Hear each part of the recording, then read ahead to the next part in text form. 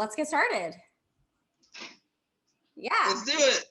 So excited. Woo! Jason, do you want to share your screen? I do. All right. And while you're doing that, I will just quickly introduce myself and then ask my co-host to introduce himself. My name is Hillary Black. And if you don't know me, I am the organizer of this webinar. I am a conversation designer and also the creator of Chatbot Conversation Designers Internet Club on Facebook. And I'm the head of marketing at MAV. So let me have my co-host introduce himself as well. Hi, everyone. I'm Jason Gilbert. I'm the lead conversation designer here at cocohub.ai. Basically been designing chatbots for about five or 6 years now, and it is the best thing I could possibly do. It's a new form of art. It's so much fun. I am really an evangelist for conversation design, and I can't wait to show you how to build a voice skill. So hopefully that by the end of this session, you'll have a desire at least to go ahead and start building on voice. And that's our goal. So that's all I got, Hillary. Awesome. Or Matthew. I call you Matthew or Hillary? Yeah, sorry. So for the confusion, I'm using Matthew's Zoom account. He is the CEO of my company. So let's get started. Welcome everyone to Designing for Voice 101. We are going to be talking about how to design for voice. Jason is going to be walking us through a step-by-step process of designing a voice skill. I'm also going to be talking a little bit about... כן, אתה כאילו פאנליסט. זה הלינק של פאנליסטים. Hey, could you guys mute yourself? You guys mute yourselves? Team Coco, what is going on? You're embarrassing me here, Team Coco. That's Jesus. Can't take these guys anywhere. Okay, sorry. All good, no problem. All right, so wild here. All right, so our agenda for today, as I said, we are going to be talking a little bit about the differences between designing for text interfaces versus designing for voice, and then also best practices.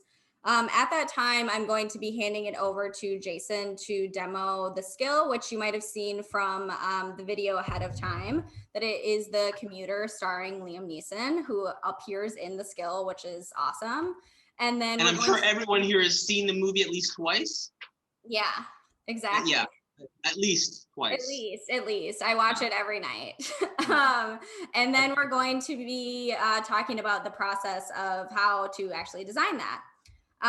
So there will not be a test happening after this. But again, to just talk a little bit more about my background for the purpose of this webinar, I am a text-only conversation designer. So I only design conversations that happen on SMS, Facebook Messenger, and websites. So that is just anything text.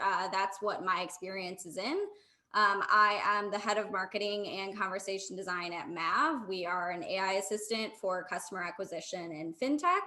I also am the creator of Chatbot Conversation Designers Internet Club, an amazing community on Facebook. If you're not a part of it, go over to Facebook and request that now. I also have created an online course about how to design a chatbot for websites and also applies to Messenger and SMS as well. And I'm absolutely obsessed with SMS. I never stop talking about it. I never stop saying how awesome I think that it is. And I'm going to talk a little bit more about that today. So just to sort of paint a picture as we're going through this, a lot of people were wondering what are the key differences between designing for text and voice. As I said, I never have designed a voice skill, so I actually have no idea what the process is like, but I have designed a lot of text experiences. So I will share a little bit about that, and you can just kind of keep that in mind as Jason is walking through his process, just to see what the differences are. So as you might know, if you design for text as well, and let us know in the chat which you usually design for. Text experiences are mostly role-based, so it's mostly predetermined question and answer. They're very easy to use because there are buttons, there's photos, there's links, there's all the things that you experience every single day if you're having a Facebook Messenger or a text conversation with a friend. The experiences are usually pretty short and they are outcome driven. So you do this and you get this. You text something and you get an outcome. They're not typically in like the entertainment realm. Some certainly are a game or something like that. But for the most part, they are that sort of like you text this number or you message this page and you get this thing.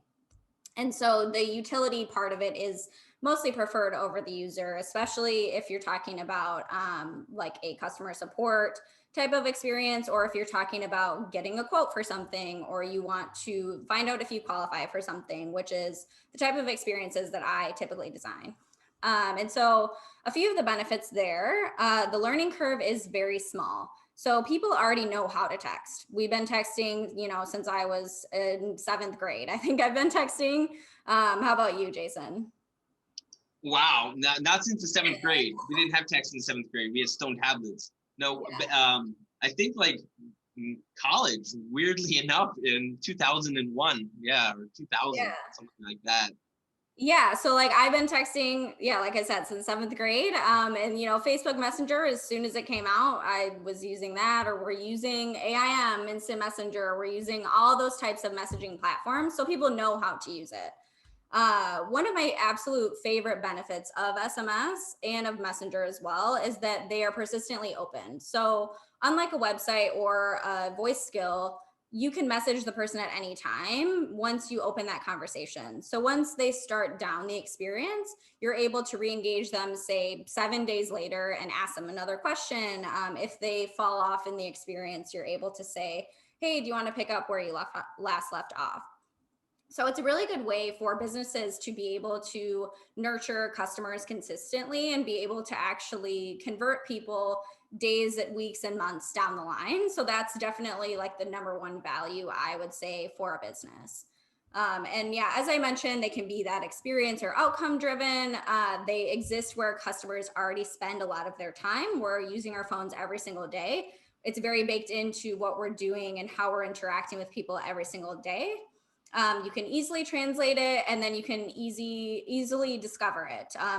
It's not super easy to be able to know that you can text something and reach an automated system, but it is a lot easier to advertise it, and it's a lot more familiar. You probably have seen like text Joe to 3033, and then you can like opt in for a text message. That's something that people are a lot more familiar with nowadays, I would say. So in terms of the design process, so this is, I think, where we're going to pay the most attention to get something that is different between text and voice. So this is my approach. And so you can see like the conversation here in this mock-up is something that I have designed for a person who wants to refinance their house. And so knowing that that is the goal of something, I'm going to first create a strategy. So step number 1 is create a strategy. And that's going to be everything from determining this goal of we want to be able to help people refinance their house. And then we're going to figure out who's our audience, what's the persona, and what platform it is. So in this instance, it is SMS.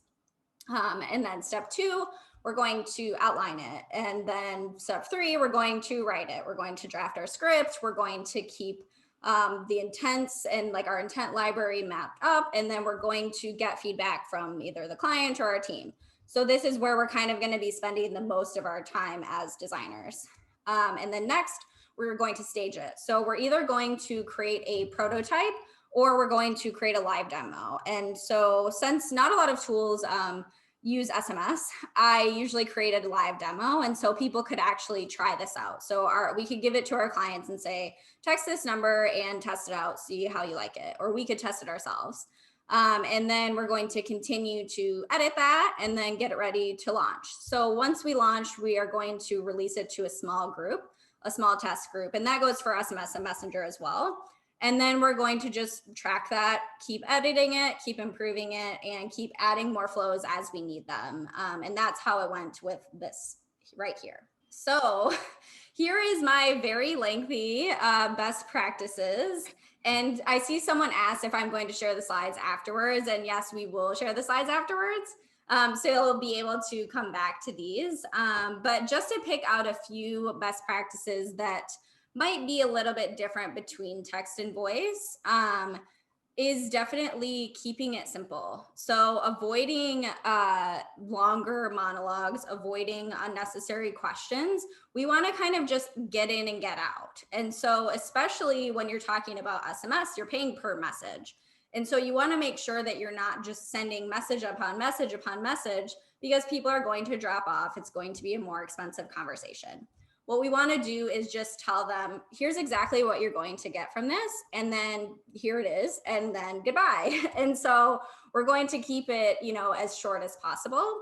And we're also going to make sure that it is personalized. So the benefit of being able to persistently engage people is that we're able to recall their information. And so we're able to say, hey, I noticed that you dropped off in your quote. Don't leave me in suspense. Want to pick up where you last left off? And they can say, yeah, I want to. And this could be weeks down the line.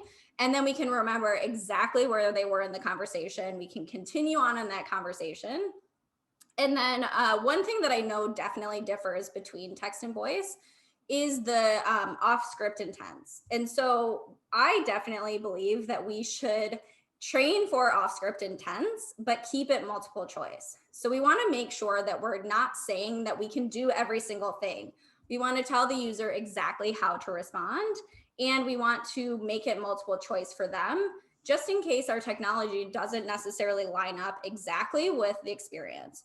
And so we don't want to just say, write whatever you want, because that just opens us up for a lot of failure. And so I know that that's something that is possible in text that's not possible in voice.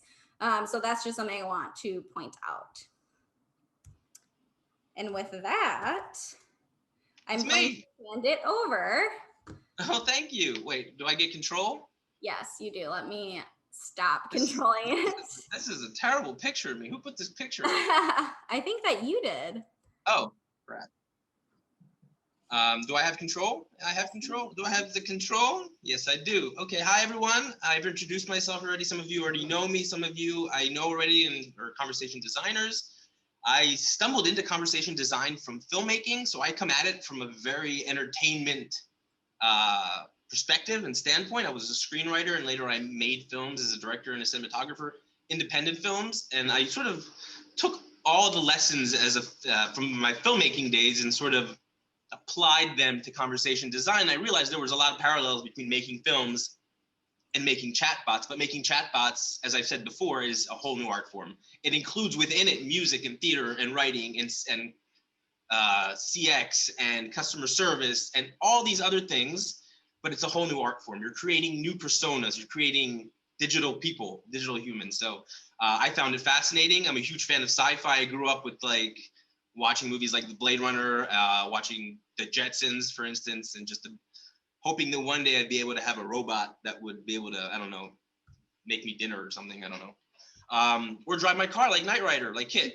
So that's always kind of been my dream. And I've been lucky enough to be here at Cocoa Hub, where we make dreams come true. And Yaki, who's on this call, the CEO, and Chen, the CTO, have been working to let me sort of go crazy and play around and try and do fun and creative things in the entertainment space. And one of those things we're going to talk about today is the commuter experience. But first, before we get to the commuter experience, before we go and the first thing you need to ask yourself if you're going to design a voice experience is, why does it have to be on voice?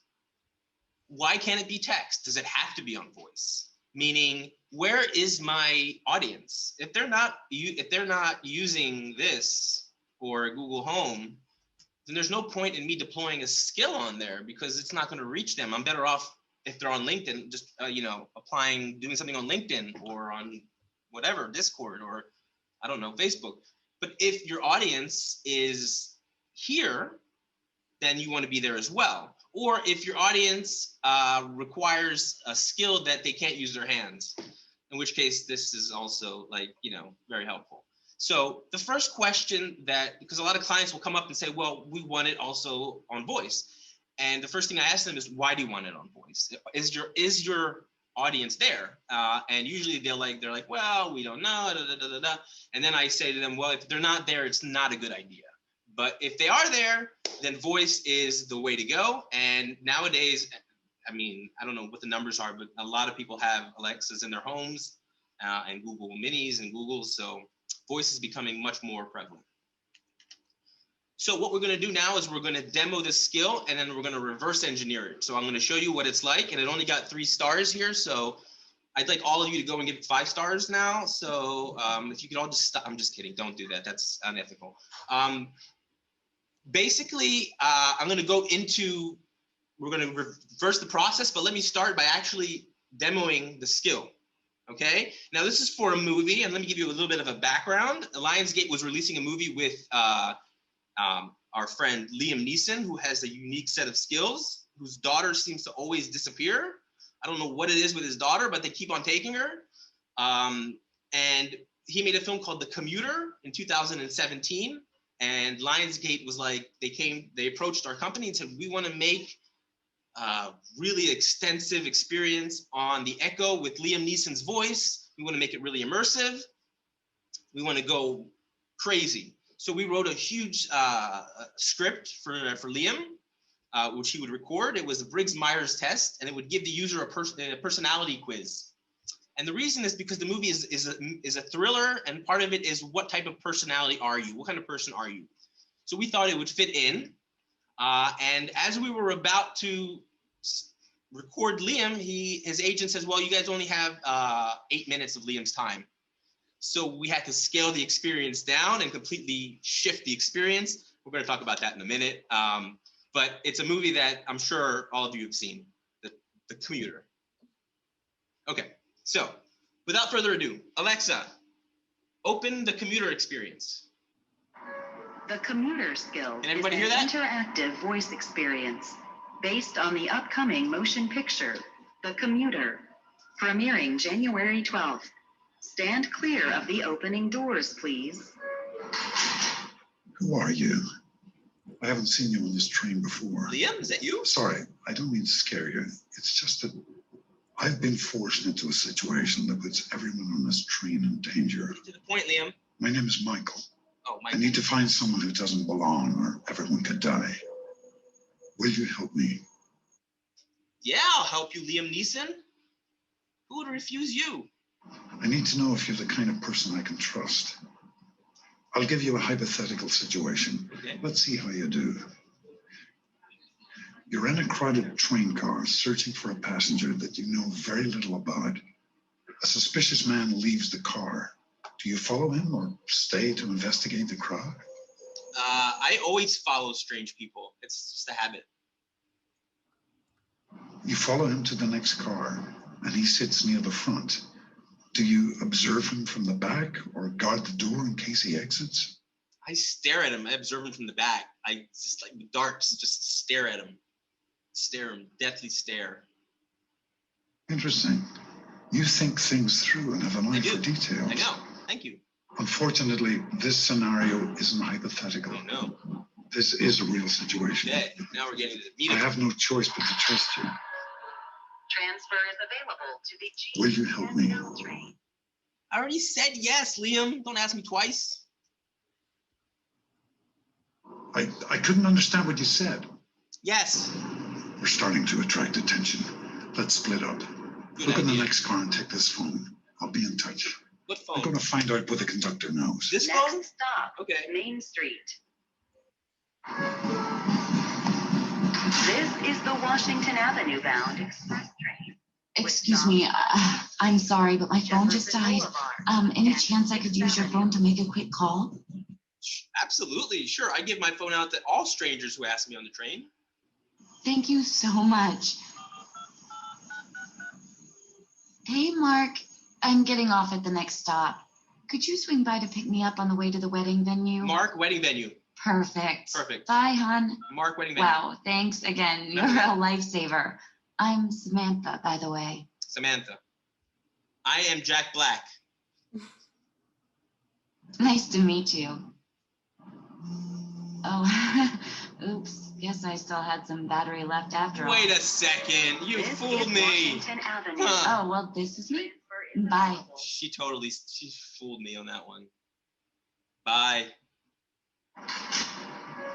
Transfer is available. Never to giving the my G phone out to another and person L again on trains. this train. That conductor was no help. We're on our own in this. I need to find cell phone reception before it's too late. You go and talk to that passenger in the corner. I'll do it. I'm on it. Ladies and gentlemen, never go onto the tracks for any reason. Pardon me, If you is drop this train heading northbound or southbound? tell a police I checked before boarding, but now I'm not so sure I'm going the right way. It's the northbound train. Oh, good. Thought I was on the wrong platform. He's going north. People remember that. It's my first time on a commuter train since Okay. I moved up from Tuscaloosa 2 weeks ago. Tuscaloosa, You remember take that? this train a lot? Never before in my life have I taken a train. It's the first time. It's weird. I don't know what's going on. It's a weird train ride. You and me both. Anyway, looks like I'll be running late. Guess Mr. Jenkins' molars are just gonna have to wait. Mr. Jenkins about you? Molars. Heading to work? I'm in between jobs now. All right, have a good one. Thank you, kind sir. Ladies and gentlemen, if you drop something, leave it. Tell a Ticket, police. please. Oh, Excuse me. Can I see your ticket, please? right here, sir. Yes, here it is. I just spoke with Michael. He wanted me to ask you something. The woman who asked you to use your phone, what was the name of her so-called fiance? Mark. Mark. Okay, that checks out. Yeah. Good. This other gentleman you spoke with, where did he claim he was from? Tuscaloosa. Tuscaloosa? I bet he put on an accent. Yeah, you bet. Anyway, you've helped more than you know. Have I? Really? I can't say much else, but expect a call from Michael soon. Oh, okay. Stand clear of the closing doors. I know what to do. What? What do we do, Liam Neeson?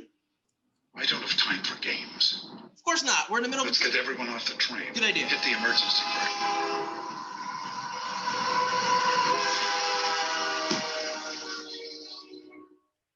You're good in a crisis. To find out what happens next, go see The Commuter in theaters January 12th. Nobody did. Alexa, stop. Okay. So that was the Commuter experience. And now we're going to go. Are there any questions before we go ahead, or should I just start the process? I don't see questions. So there just are gonna- a couple that I shared that I think right now actually would probably be good. Okay, hit it up. A few people are wondering how long people actually engage with the experience. So like from beginning to end. Like, Was that bad? Oh, no. no. No, people really liked it. How long did people suffer through that shit? No. Yeah, so how Okay, do you have any like question. It's a legit question. Yeah. Yeah. So it's funny that I found that most users actually made it to the end to try and find out what happened. They actually went through the end. We didn't have that many users because the movie was not a box office success. But the few users that actually did use it went through the end and got to the end. So it was. Let me interject. Sorry, it's Yaki. I just want to enter one sentence here. Yeah. Lionsgate paid, I think, close to $100,000 for this experience, and this was 2.5 years ago. And I can tell you, that, I only got like Yes. $10 out of it, man. yeah, you see, I know we never told you how much they paid. But my point is, the 2.5 years have passed, and today we can deliver the very same experience, except for the hiring of Liam Neeson, practically for nothing. I mean, it shouldn't cost Not too much anything. now anyway, yeah. He's not busy. I'll leave it to you to explain how, Jason. But this is the fact. This is what Thank happened you. in the last 2-3 years. Ladies and gentlemen, in case you don't know who that sound was, that this disconnected voice, that was God, and he was telling you how to make a bot. I'm actually kidding. It was Yaki, and he's the CEO of Cocoa Hub and the man who taught me most of what I know in terms of conversation design. And yes, towards the end of this, I'll show you how you can also do a similar experience today with without Liam Neeson though. You'll have to get Liam Neeson on your own. Lionsgate, I have a unique set of bot building skills. I don't know why this slide is in there. Okay, so here's what happened. 2017, Lionsgate is about to release this movie called The Commuter. It's an action film. They send us the script ahead of time, and they gave us a client brief. And the client brief was very specific in terms of the type of experience that they were expecting. Now, I'm going to go through these because a lot of these are not relevant to text, but are only specific to voice. So interactivity, they didn't want long monologues. And if you see, a lot of skills have very long intros. Unfortunately, this one does too. There's a 30-second intro on the train, so I kind of fudged on it, but the idea was I wanted to give people the sense of being on the train. You have to create the sense of immersion through sound, and part of that is building sort of this exposition. But they asked that between that, there wouldn't be long monologues where the character gave you the whole exposition of the movie. It just basically, they wanted it to be interactive because voice skills and skills in general, chat in general, should be a back and forth. You shouldn't be reading a monologue to me as the bot. The complexity. Now, this is something that Hillary talked about with the text. Their ask was to avoid yes or no questions, which I did at times, and sometimes I just couldn't avoid it because, will you help me is a yes/no question. But their goal was to minimize the amount of yes/no questions and empty prompts. Empty prompts are like, okay, or sure. And what I mean by prompt is that's a question that the bot asks the user and waits for the response. So that's the time in the conversation where Alexa or Liam waits for me to give an answer. That's a prompt. He's asking me something. The bot is asking me something. So they preferred that the questions be complex. So for instance, the user asking me, where are you from, or something like that, or I'm from Tuscaloosa, that kind of thing. Immersion. Basically make it immersive. This is a voice experience. You need to imagine the user closing their eyes and feeling like they're on this train traveling, and Liam Neeson, like, you need to put him in the movie theater. And that was something that you do with SSML or sound tags, or you that was soundscape. And the soundscape is very, very important. And if you look at some of the better Alexa skills out there, they all have soundscapes. They all have a unique soundscape that puts you into the actual experience. And I think that that's good. Did I answer any questions, or did I create more questions, or should I keep on going? Yeah, no, you can keep going. I'll save some of the questions to the end because a lot of them will be answered throughout this. I see. But okay. yeah, definitely. How many people? Okay, everyone having a good time. Yeah, so we have 90 people here on Zoom right now, and I think there's about 20 per the other channels that we're on. So quite a lot of people want to know, they're dying to know how you actually created this experience and the process that you went through to get to this. Okay, so their other asks were exposition, because they want to sell tickets. This is a promotion for a movie. They want people at the end of this to go and buy a ticket to the movie. So we have to give them some background about the movie. Now, the question that we asked and that they had was, how many times can a user go through this experience? And since this is the type of experience that users can go through more than once, you have to mix things up. And that means a lot of times alternate responses for things and not saying the things in the same way. So in case the user comes back, because maybe the first time he failed, and then he or she wants to come back and try it another time. It has to be Liam Neeson's voice. That was their, they only gave us 8 minutes, but it had to be his voice. And promotion. And this is something that we started doing with text bots. In 2016, we did a Judy Hopps bot for Zootopia. And at the end, users who helped Judy got a badge, like a fake ZPD, Zootopia Police Department badge. And a lot of people shared that on their Facebook page. So whoever solved the mystery at the end of this got, I guess it was some kind of like 10% off tickets on Fandango or something like that. So it gave people incentive to go experience it through the bot. Yeah, so that was did a similar thing with the screen. So I did an SMS for BarkBox, and inside the box it would be like a QR code, text this. and you would send a picture of your dog, and then at the end it would show a picture of your dog, and they had one that was like Western themed, so it would show like your dog with a little cowboy hat on, and then tell you to share it, which is a really, really good discoverability thing, especially for text too. And I think for this, it would work really well also. Yeah, absolutely. No, I found that those, and we started using what we call them shareables or promotions, but these are things that users love and they're unique, and then they share them. And then once they start sharing them, it goes viral and it gets out there. So this is what the client asked for. Now, designing for voice. I know I've sort of jumped ahead and showed you the experience and everything, but when we design for voice versus designing for text, there are certain limitations that don't exist in text. For instance, and I know that we have some of the linguists in the crowd can chime in here, and Micah and such, about speech recognition and non-native English speakers. If you are Scottish, British, Irish, or from Wales, Australian, New Zealand, it's probably not going to understand what you said. Forget it. If English is not your first language, it's going to have a really difficult time understanding what you're trying to say. And this is going to cause a lot of issues as you start training intents and training the different collections to build this bot, because you have to account for weird ways of the speech recognition understanding things. Now, over the years, Amazon has improved that. And with SSML, you can now base it on language and stuff like that, but it's still very, very limited. Discoverability is a huge issue. I mean, how do you find it? Alexa just announced recently that I'm not talking to you. Oh, I am talking about you.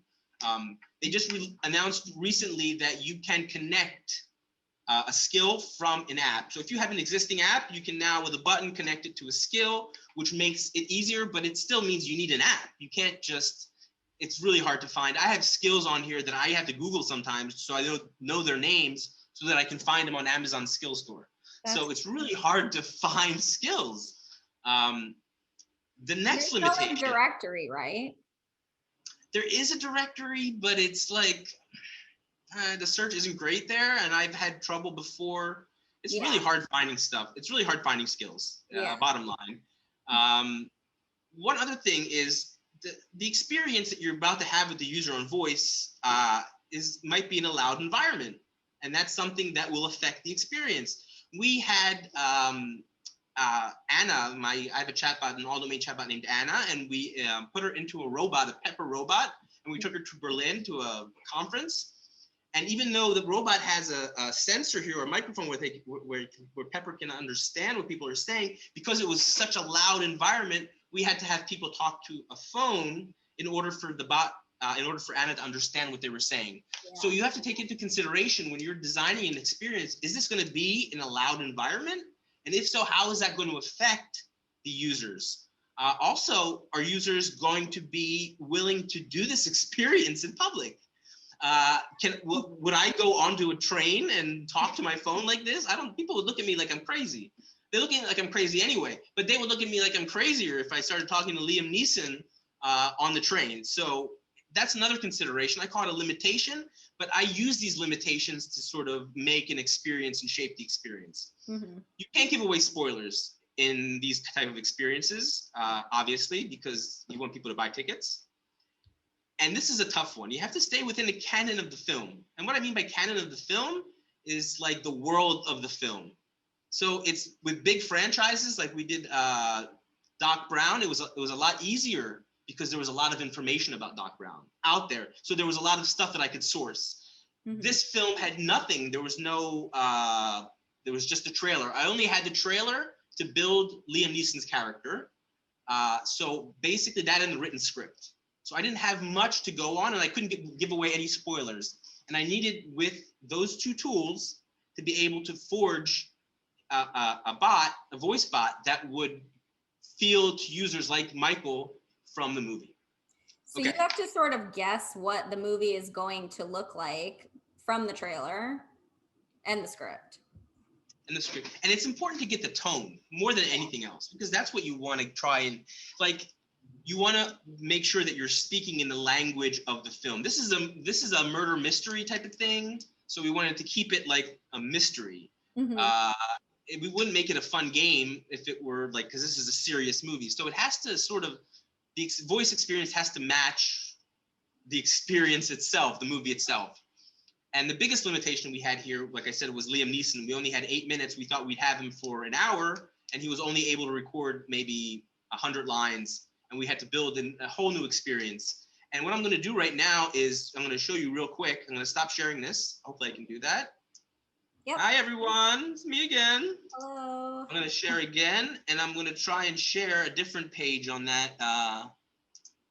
Let's see if this works. And it doesn't work. Oh, if you exit full screen of the slides, you can. Oh, okay. That's how I do it? Yeah. Okay. Oh, no, it's not working. Anyway, I was going to remind me to share the script when we're done. I want to show you guys the revised linear script because this is, you know what? It's important to show it. Maybe I should, hold on. Yeah, I'm dying to know how your scripts are written compared to the way that I write my scripts, which is like in a Google Sheets template, which a lot of you might use actually. Okay, why isn't this working? Oh, Did we wait, get it? Get it? Yeah, we got it. Okay, wait, don't go anywhere. So what happened is we talked to Lionsgate and they were like, okay, you only have 8 minutes. The experience that you had planned out the window, design a whole new experience, bring in new characters, write us a script. So this is what I call a happy path linear script. And we have the following is a proposal for a revised script. And what we have here is Michael is the character of Liam Neeson. And then we have you, which is user. And what I do here is I also add sound effects for the, and this is the passenger, and the SFX stands for sound effects. So it's really, this is from my background in screenwriting is all it is. It's a happy path that just goes down, straight down towards the end without the user going off the rails. We'll account for the user going off the rails in a minute. But for now, this is the first happy path. And this is what it looks like. I'll be happy to share it with anyone afterwards if you're interested. Now go back to sharing. Chen, where'd you go? So when you write all of your experiences, is it in a Word document like that? It's actually, people are going to laugh at me, please. Wait, now you're seeing, wait, what are you seeing now? A screen or you're seeing? The slides.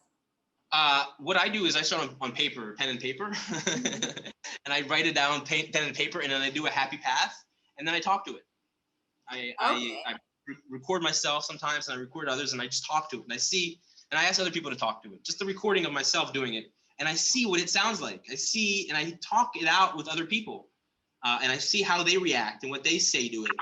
And then you add the detours. And then I add the detours, exactly, because you have to account for, especially in an experience like this, people saying, you're Liam Neeson, I love your movies, breaking the fourth wall. So we have to account for users breaking the fourth wall and saying, okay, does Liam Neeson account for the fact that he is Liam Neeson? Or is Liam Neeson Michael? And if you say you're Liam Neeson, he says something like, oh, a lot of people say I look like Liam Neeson, but I don't have time for that. And what he does is the way he gets around everything is because the situation, we set up a situation which is very urgent, right? There's something happening on the train. I need your help right away. There's no time. There's no time. And this is a great device to use when you're making an entertainment chatbot. There's no time. We have to do it quickly. I need your help. And then all of a sudden the user is thrust into this experience and they have to do it quickly because we're running out of time and we need to save the world or we need to do whatever. And there's no time to ask silly questions like, is there a God? Am I gay? What's the meaning of life? There's no time for that because we've got to help Liam Neeson on the train. So that's kind of, always have a device, always have some kind of way to account for. And this is why having a personality is so important for the bot, because the bot can use that personality to sort of evade questions that they don't want to answer. Absolutely. That's a really good point. Thank you. Thank you, Hillary. Kind of you. So at this point, I am going to tell you that, again, for me, making bots, designing the flow, conversation design, deploying, is very similar to filmmaking, and which is why I found myself so much in love with it. But there's one main difference. In filmmaking, you have 3 phases. And Hillary, you said you did the same thing with your text. We have a pre-production, a production, and a post-production, because that's what happens in film. You have a pre-production, which is the writing the screenplay and organizing it and getting everything ready. Production, which is shooting, and then post-production, which is editing, effects, promotions, and then theatrical release. And then it's done. Mm-hmm. With a bot, that's where it begins. Once you release the bot, that's where the work begins. That's where you have to spend all your time monitoring the conversations, at least for the first few months until the bot is handling most of what it should handle. So the first phase is pre-production, and let me know if I'm going too fast or if I'm saying things that are, and this is similar to what you were saying earlier on, Hillary, about research your target audience. You always have to know who you're talking to. With Liam Neeson, we knew from Lionsgate that it was going to be men and women aged 18 to 45, and so we needed to keep it in line with that demographic who like action movies. The next thing is to build a character profile. And like I said, this is hard because we don't have much information about Michael. All we have to go on is what he says in the trailer, what I have from the script, and whatever else I think would match this character. Mm-hmm. A happy and an unhappy path. And the happy path we just saw, and the unhappy path, or the detours, we have to account for those as well. And a lot of times what I do is I break it down into a list of three types of detours. One is about the world of the bot, one is about the bot itself, and one is about the user. And what I mean by that, and let me break that down for you. The world of the bot means everything in the bot should know about its world. Liam Neeson is Michael, so he should know things about Michael. He should know where Michael works. He should know where Michael is going, how old Michael is. He should know these things, but he shouldn't necessarily know the weather in Bangkok or astrophysics, because that's not in his character, so I don't need to account for that. He can say, I don't know anything about that, but he needs to be in character, so I need to understand who this character is so that I can build his responses for the happy and unhappy path.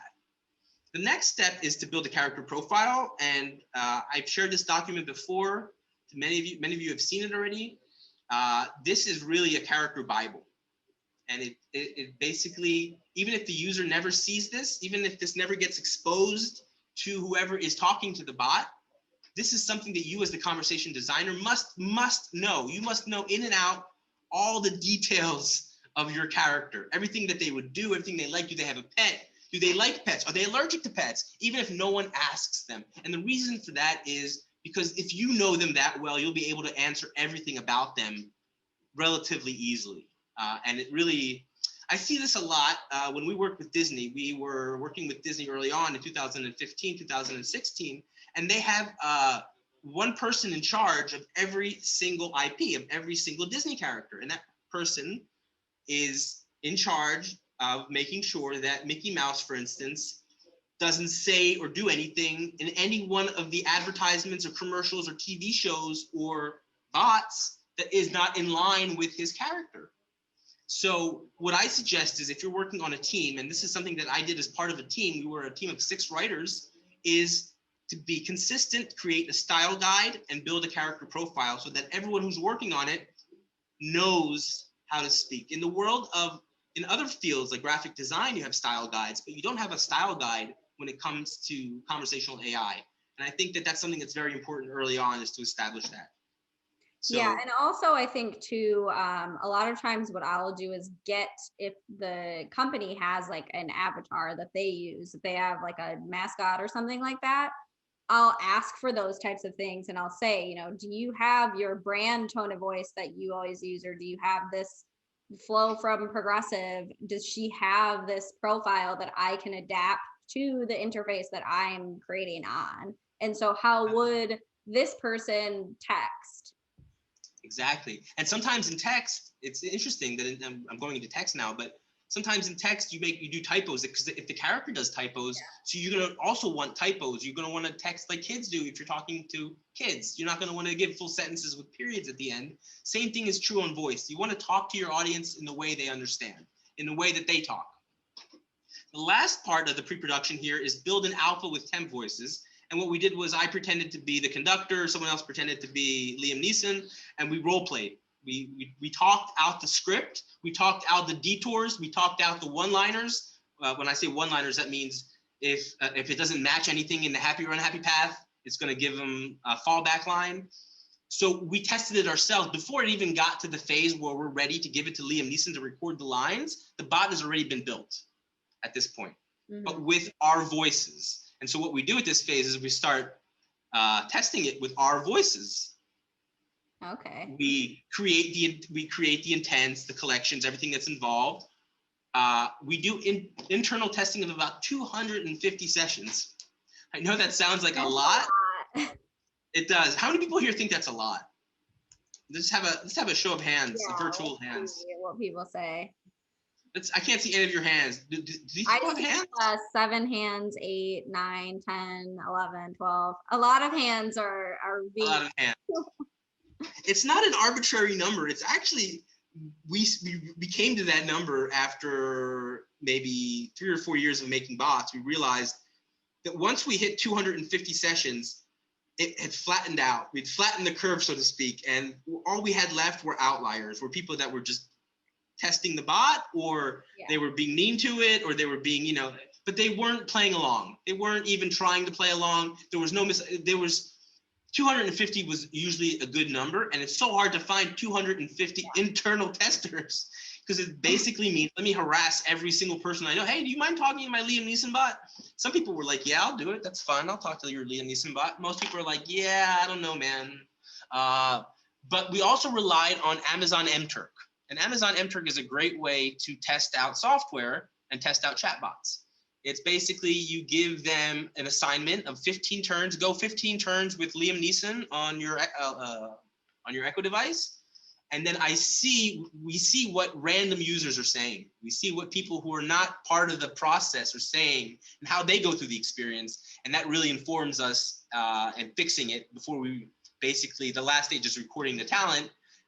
Which means we can't really make any more fixes anymore, because once you record the 8 minutes of Liam, you have to use what you have. You can't, there's no reshoots, there's no retakes. Yeah, that's a good point. That's something that is extremely different from text, because I could go the day that we launch, we realize, hey, we want to change this to an emoji in it. We can change that and have it live instantly. And we don't have to worry about going back and changing. The only thing I guess you couldn't change is like the keyword that you're using. And that's the same for Messenger as well. Yeah, it's basically you go back and it's a feedback loop, and you just go back and you keep on fixing until you get it. But with the voice, it's hard.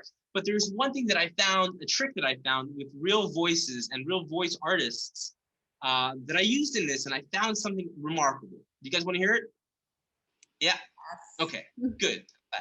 So every once in a while, Liam Neeson would have all these when he didn't think that he was being recorded, he would be like, or he would say, or he would exhale, or he would say, or he would have all these exhalations of voice and all these things that he would say that we had, because I had the full recording. So I chopped up those pieces of him saying, and if I put those at the right spot in the conversation, it makes it feel like a real conversation, because it's like, that's how we talk. We don't always have full sentences. Sometimes we pause and we say, and so I found that I could take his recording and basically I cannibalized it for every sound bite in there to use in any situation I could, and repurpose some lines, cut some lines to match, obviously with the approval of Lionsgate, but I was very creative with mixing and matching his recordings in order to make up for the lack of breadth when it comes to content. Yeah. Well, it seemed like it was a lot longer than 8 minutes, I'll say, from listening to the skill. It seemed like he said a lot. I mean, he must be like a pro, and he did like one take and then he was done, right? He did half takes. He was like, that was good, right? And they're like, yeah, he was like, that was good. Yeah. He did not want to be there. He was like, no, man, I'm not doing this. I got other stuff to do. I'm Liam Neeson. Yeah, I'm Dark exactly. Man. His place to be. The Dark Man reference. I wonder how many people got the Dark Man reference. It's an old movie. It's like from the 90s. Nobody got it. If anybody got the reference, in the comments, please. The Dark Man. Yes, someone did. Someone got it? Who was it? Yaki? Jeremy Bauer. Jeremy, sleep now. Anyway, so what happens is the next stage, that's a line from the movie. Soft launch, and you were talking about this as well. You basically launch the project, but you don't announce it to everyone. You just tell it to certain people so you can get, and whoever stumbles upon it accidentally, so that you can get real feedback from real users. And that's the key here, is to get real feedback from real users. I'm gonna drink some tea, hold on. I don't think I've stopped talking in about an hour. Sorry for your ears, people. So much info to share. We're all loving it. I think we lost the Voice Lunch people, but we love you, Voice Lunch people. Do your thing. Yeah. So here's the thing. The 250 is actually only half. The other half is the 250 real sessions before we do have a launch. So 500 sessions really would be That's a the lot of acceptable questions. number for testers before you get a bot that can handle 70 to 80%. Sorry? Was that an interjection? I heard an ominous voice. Ominous is a good way to describe it. It's an apt description. Yeah. So, and of course, while this is going on, we're in the feedback loop. We're fixing. We're looking at conversations and we're fixing conversations. We're improving. We're seeing what is not working. Where are people dropping off? Someone early on asked me, were people dropping off? Or were they staying? This is what we were looking for. Where were people dropping off? Is it here at this, when they were talking to Liam in the beginning? Was the intro too long? Was it too short? That's where we started drawing conclusions about how to improve the experience so that we would have it ready for the launch, which was launch campaign and promote the heck out of it. And Hillary and I had a brief conversation. How do people find it once you launch it? And that's the tough part. Going back to discoverability, you had asked me about a commercial. We had even we did a bot for Hyundai back in 2017, and they aired a commercial during the Super Bowl with a link to the bot, and it was huge. But that was on text. I haven't seen any links to voice bots, even though Alexa just announced what it announced. It's really hard to find these voice experience and link to them. So it's just another thing to consider. Yeah, hopefully it changes in the future. I'm sure it will. I'm positive it will. Yeah. So here at Cocoa Hub, and I'm gonna get sorry if I get a little salesy here, people. I have to do it. Yaki's on the line, otherwise he'll beat me later on. We're voice first, meaning all of our designs are meant for voice first, meaning we don't use things like, and sorry, Hillary, but we don't use buttons, carousels, menus, multiple choice, stuff like that. The thing is here with a lot of times, and I'm not saying that this is the case with you, Hillary, your bots are awesome. Designers who are less experienced and less skilled, they use these devices to hide the flaws in the design. You don't have that mask, you don't have that barrier, you don't have that smoke screen on voice. You can't just throw up, user says, bot says, where do you live? You can't just throw up a little map, Google map, and have them point at a dot. You can't, unless you have a multimodal Echo Show and they can do that, but we're not there. We're talking about strictly a voice experience. It's a lot easier on text to get a user's name, just, or schedule an appointment. When do you want it? Here's the calendar. It's simple. On voice, these things become a challenge. And as a designer for voice, you have to take these into consideration. And that's what we've been doing for the past few years. We won a few awards. We won a Webby in 2019 or 18 for Murdoch Nichols from the Gorillas, and that was really a wild experience. It's not live anymore, unfortunately, but I highly recommend if you Google it, you can find it on YouTube. People have posted their videos of it. And my last slide is what you're seeing here is the Cocoa Hub, and this is how we deploy voice bots to Alexa. We build the flow, or you can import a flow from a dialogue flow or anywhere else. You click on here on Alexa channels, and then you hit deploy to Alexa, or deploy to a phone, or embed it in your website, and it's good to go. You're ready to go straight from here to there. Any questions? We do have so now questions. Okay, good. Did I go too long? Did I go over my time? I feel like No. I think all of us here are definitely interested in learning even more, and so we would probably sit here all day. I know I would, just dissecting all of the tiny differences between designing for text, designing for voice. There's a lot of different ones here. But yeah, we did get a few questions. And like I said, if you have any questions, now is your time to shine. But I will just start from the top, I think. So we kind of already talked about, the main differences between text and voice and things to watch out for. What are The some main difference is, if I'm able to summarize, the main difference is that Yeah. you do not have crutches when you do voice. You don't Yeah. have devices, tools that you can use to get around designing a conversation. But think of it this way: every single one of us, every single human being alive, is a conversation designer. We've been designing conversations since we were children. We've been having conversations since we were kids. Some of us. Mhm. I don't have many conversations anymore. People don't like talking to me. I don't know why. It's a long story. But most people talk to people during the day, and they have these skills, and you can apply these skills to your voice bot because you have been doing it subconsciously or consciously your whole life. Yeah. But the main difference is you can't hide behind buttons, carousels, menus, maps, links. Yeah. Exactly. And I think that's why, like, part of the reason I like SMS so much is that is the closest to it of saying, you could create your own buttons by saying, here's like a multiple choice answer, but there's a lot more limitations than there is to Messenger because it doesn't have all of that rich media. And so you have to be creative about what do you ask inside of the experience? What do you leave out of it? And then also just taking into account any other thing that you might need to collect. Is there a creative way that you can get some of that just to kind of make it work? And then also relying so much on, like, the other big difference is relying on the intent and like relying on having a really, really good model to be able to actually support people saying things that are off script when, like, in voice, it seems that everything can be off script. Like, people can say whatever they want. I know you have your creative way of saying, I don't have time for this, I didn't understand what you said, or that sort of thing, but it really is opening up the floodgates for people to say anything that they want. Right. No, absolutely. Absolutely. And so the idea is to try and steer them in the right direction. And if they insist on going down a certain path, then you as a designer have to come up with a device why that path is not open, or you just open it up and you let them answer questions. I mean, there's no problem with, if Michael wasn't in a situation where he was on a train and it was an emergency, he would answer questions. But because it's an emergency, he doesn't have time for questions. That's the device.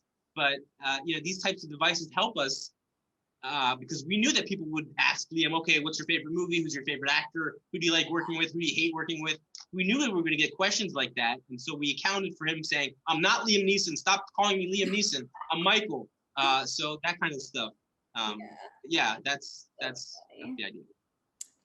Someone asked, what's the difference between a prototype and a live demo? This is something I mentioned earlier. So a prototype would be something that is interactive on some sort of like website or tool, or it could be a video, and it's just an example of what you're doing. And then a live demo would just be like a staged version of what you're doing. So it would be on like a different phone number that's not the client, or a different Facebook page that's like a testing page, so that you can have something that feels real and that you can actually use it versus just clicking a button on a video or having something that doesn't actually exist, so that people aren't able to break it in all the ways that we need to break it as we're testing it.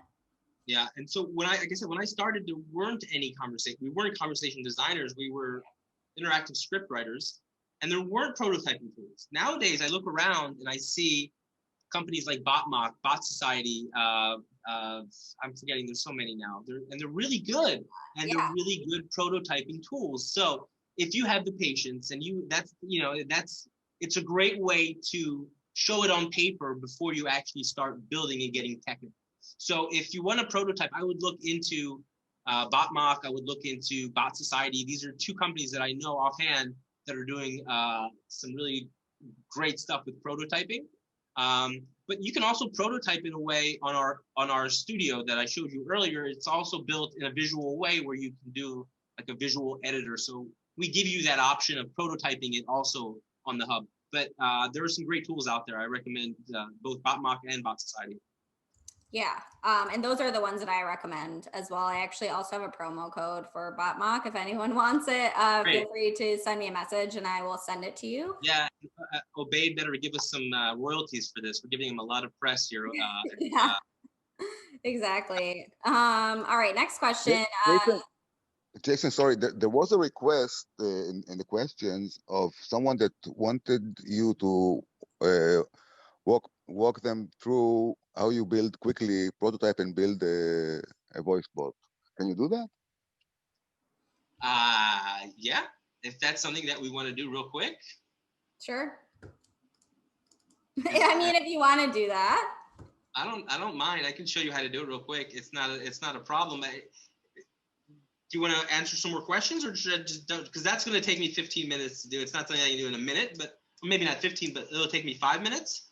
Sure. Let's answer the questions, and then at the very end, if people want to stick on, then they can see you do that. And I think a lot of people probably want to see you do that. Let's do it. Let's give me a reminder at 7:15 or 7:20, and I'm going to make sure to do that, because otherwise Yaki will beat me. Okay. We don't want Yaki beating me again. Twice in a day is too much, Yaki. All right. Okay, is there a ballpark of how many intents each dialogue has? So I think each message, do you have a certain amount of intents that are there for that question? What's a good question? And there are people here in this chat that would argue with you that you can't even really get the user intent from what they're saying. I'm not going to go into the deep conversations about whether or not you can extract an intent from a user from what they're saying. I don't want to go into that. It's a deeper discussion. But what I will say is that we had 2 levels of intents built for this. We had system-wide intents, meaning that they were hovering above everything else. And if they were triggered, specific things triggered them, then they would break context from wherever they were. And we also had local intents inside each one of our blocks, components, that would navigate within the components based on, it would be based on a priority system, meaning the stuff that was at the higher level would be, for instance, if users started displaying racist behavior, we would automatically shut that user off or shut down that conversation. Or if the user was being explicit with sexual terms, we would shut that off at an intent at a very high level. But then we would also have local intents and fallbacks. So users say something, it would fall back to. So I would say, if I'm going to give it a number, I would say hundreds, close to 1,000. Yeah, and we have a similar process that we use for in context questions. So in the context only of what this person is asking at this time, they could say yes, and it always means yes here. But if they said that anywhere else in the entire experience, it would not mean that. Then we have the global intents of what's the weather, what's who are you, all those types of questions that exist everywhere in every bot always. Yeah. So we do the same thing as well. Besides your background in film, what other things inspire you in your voice design? Do you have any favorite voice apps besides your own? Voice apps to build? Specifically to build, or I to think play with? Skills, maybe. I think that might be the question. Okay, if I have favorite skills, then yes, I do. I have a show with my friend Hans from Robocopy, our conversational design institute, called Hans and the Botman, and we review our favorite Alexa, Google Actions, and skills. And there's some of them out there that are amazing. We had this one called Tala's World, and we're talking about it on our meetup on Monday. This coming Monday, Cocoa Hub is having a Halloween meetup, and we're talking about Tala's World, which I recommend you all look for if you have an Alexa. I'm not talking to you. It does. Sorry, I thought I heard my name. Sneaky. And Amazon commissioned this. It's a fantasy game for kids, and it's an amazing experience because it does everything that basically it's immersive. There's sound effects, there's real actors, there's no long monologues. So there's some really great voice experiences out there, and there's some really bad voice experiences out there. So it's a mixed bag. If you go onto the Alexa skill store, you'll find 1 out of every 10 is halfway decent. A lot of them are just, hey, here's a fart skill, or hey, here's what's the weather today, or hey, what's my horoscope? It's just it's not even really a conversation. It's just an API call. Yeah. What we practice here and what we try to sort of evangelize and talk about is conversation. We're all about conversation, deep contextual conversation that goes beyond a simple yes or no, a simple one turn, a conversation that goes deep. And I remember 3 or 4 turns down the road what you had said earlier, so that I can reference it. And that's sort of our starting off point. When we so create. real conversation, not just one message. Yeah, absolutely, absolutely. Yeah. So do you have any sort of, I guess, like books or other things that you recommend for character creation? Yeah. Sort of stuff. Absolutely, absolutely. I didn't write any, but I recommend. Kathy Pearl wrote a book. Yeah. Which is, I think, the basis for conversation design. We had a guest, Amir Shvat, who also wrote a book called Designing Conversations. I think those two are great places to start. And honestly, one of the first lessons that I got in film school from a film professor who was a very old gentleman at the time, he was like, just fucking make movies, man. And just fucking make bots. That's the best way to do it, is just make bots. You know, you'll make mistakes. They'll be shitty in the beginning. You'll get better at it. You'll learn by making them. If you spend so much time trying to figure out what the best practice is, you'll never get out of it. Just go ahead, dive right in, make a bot, even if it's bad. My first bot it wasn't terrible because I had a team around me that was guiding me, but you know, I've made some bad bots, so it's okay. You should. It's part of the process. Exactly. And that's always what I say to people too. Like, that's the number one piece of advice, is to just do it, just start doing it.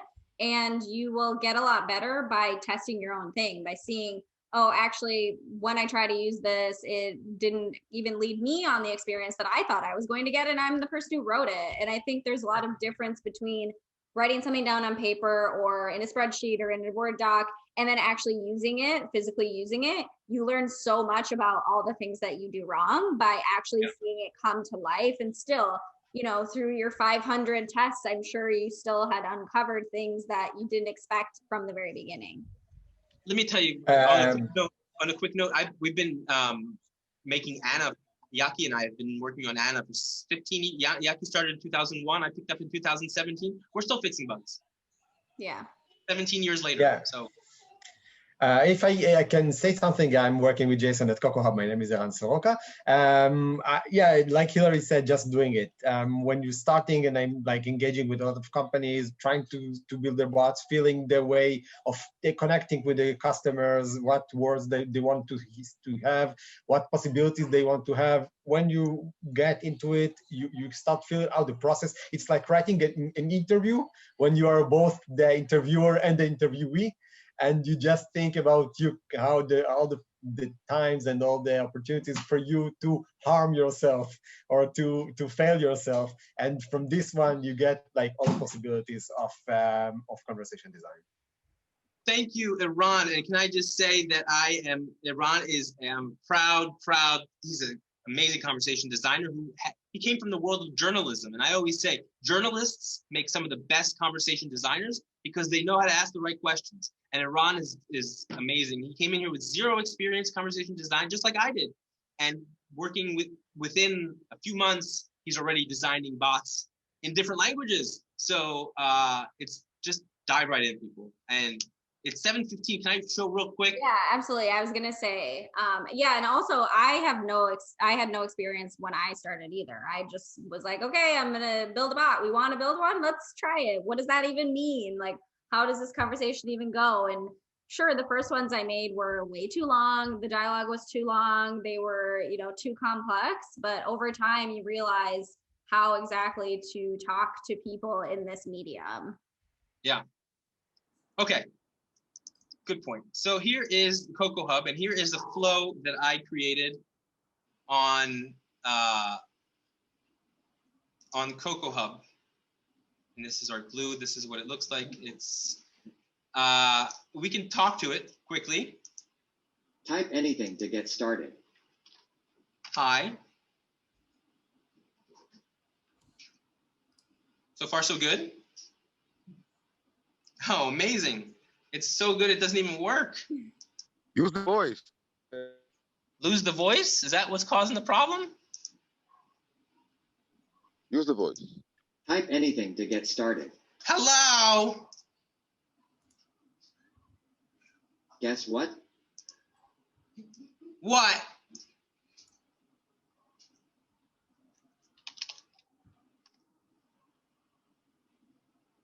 Chicken butt. Ha! Gotcha. Just kidding. It's game time. Let's play a game of Mad Libs.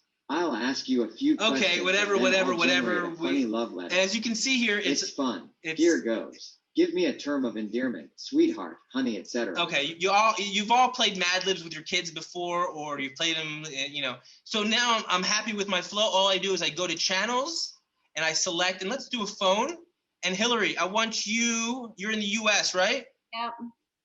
Okay. So see this number on the screen? Yep.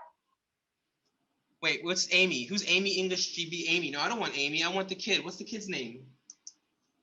What's the damn kid's name? Nobody knows the kid's name?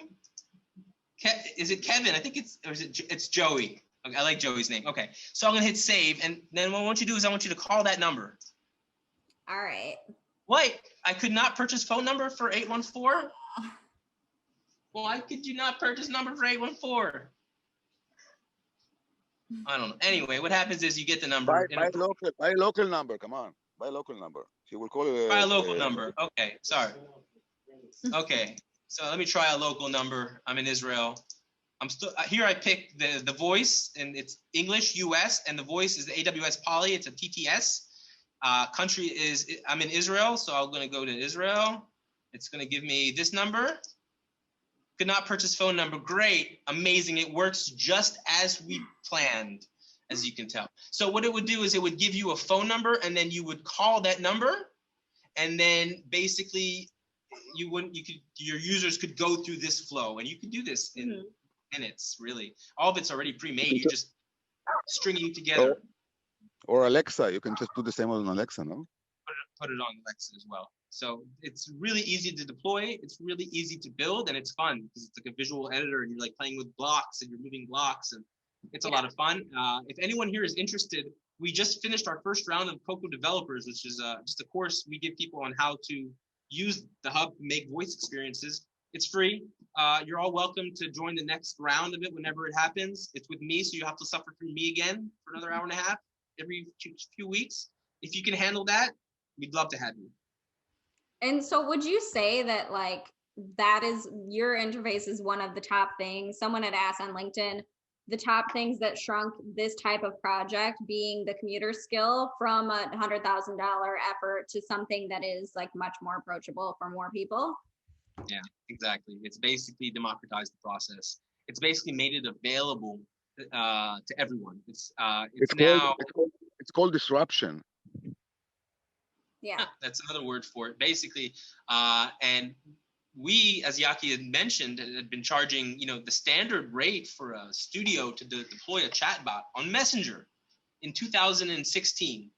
After F8 was upwards of $50,000. That was the minimum that you would pay to have a chatbot on Facebook for a company. Nowadays, they can either do it themselves for free on any one of the platforms, or they could, hire a studio to do that for a few $1,000s. So all the prices have gone down because the technology has become more available. And what we've done is we've taken everything that we've learned over the years of designing hundreds of thousands of conversations and pre-built conversations that already handle certain flows. So you don't have to all you have to do is customize them to match your bot's voice.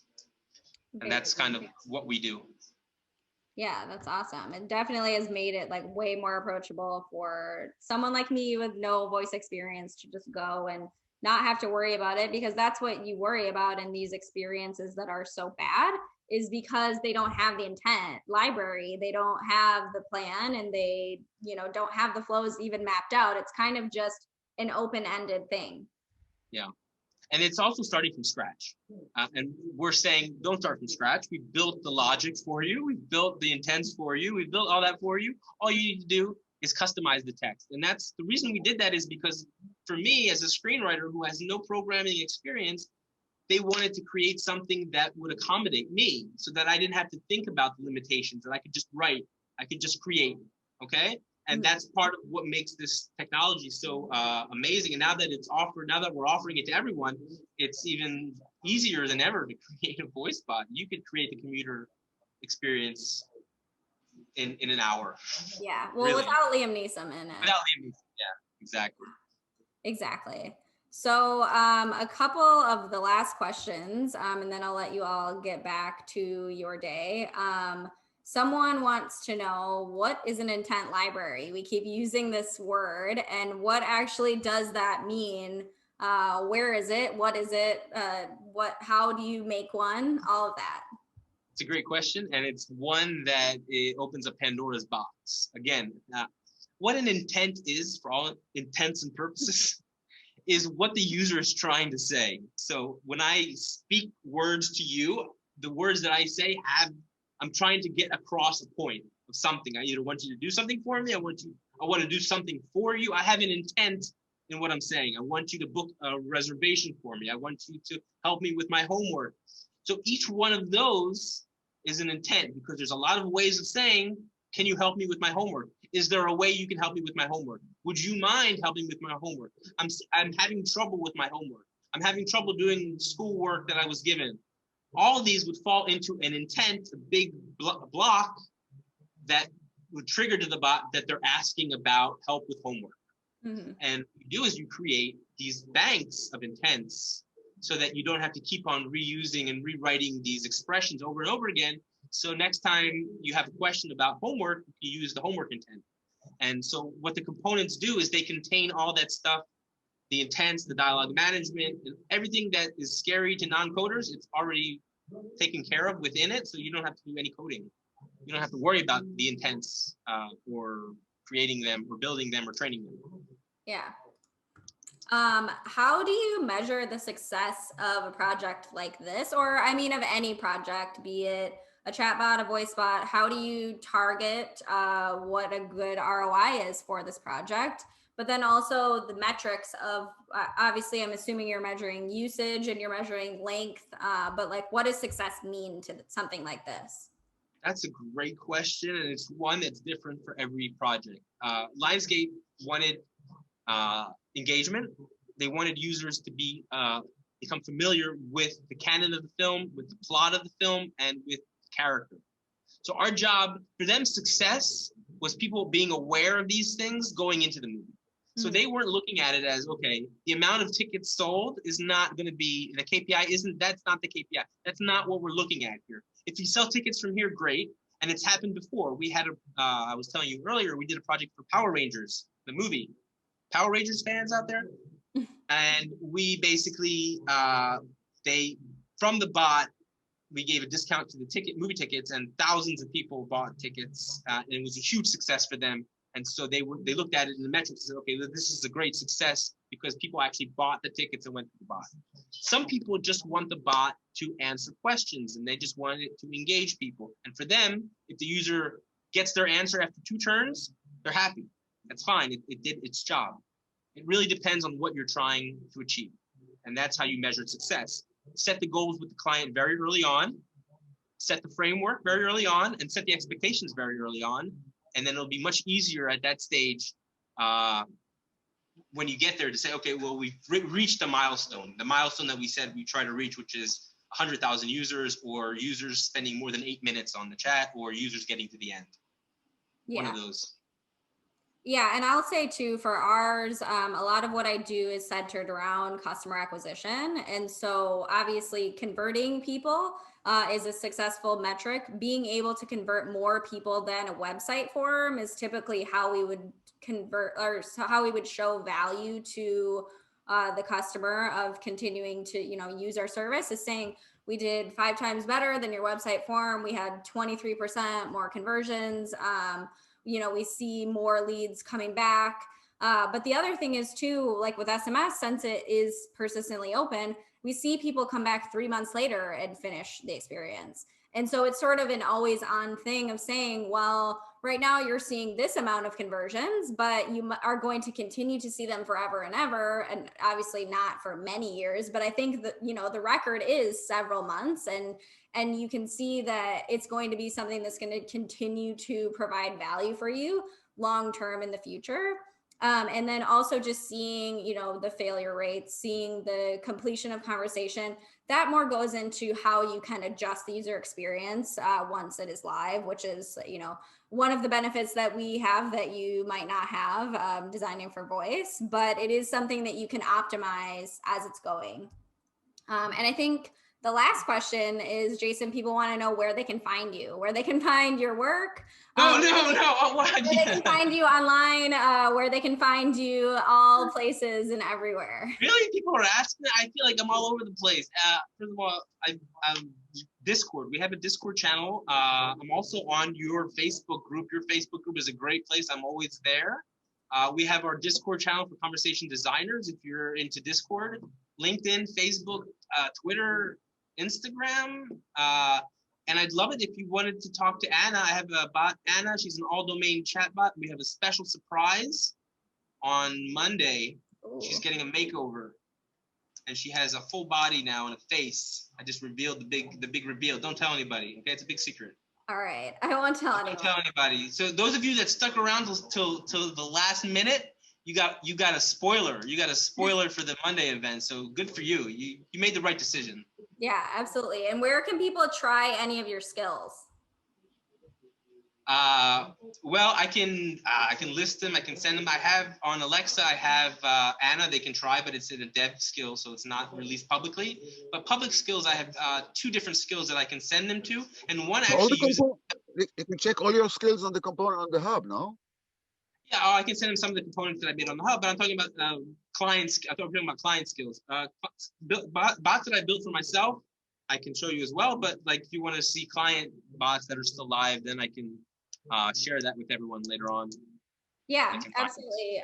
Post on LinkedIn. And yeah, there's a place that everyone's asking where they can access the recording. So I will post the recording on all channels. So you can find me also everywhere online. You can find me in my Facebook group. You can find me on LinkedIn, Hillary Black. You can find me on all social channels at Internet Hillary. I will post the recording, and then I also will add it to my website, which is hillary.black. So www.hillary.black. You can find the recording there for all time. I'll also add the slides there, and we can add any links that you guys want. We will share those. So feel free to reach out to either of us, and we will continue the conversation online. All right. Well, thank you everyone for attending today. Thank you, Jason, so much. Thank your entire team for helping us out. We really, really appreciate it. And we will talk to you guys in the future. Bye, everyone. Bye.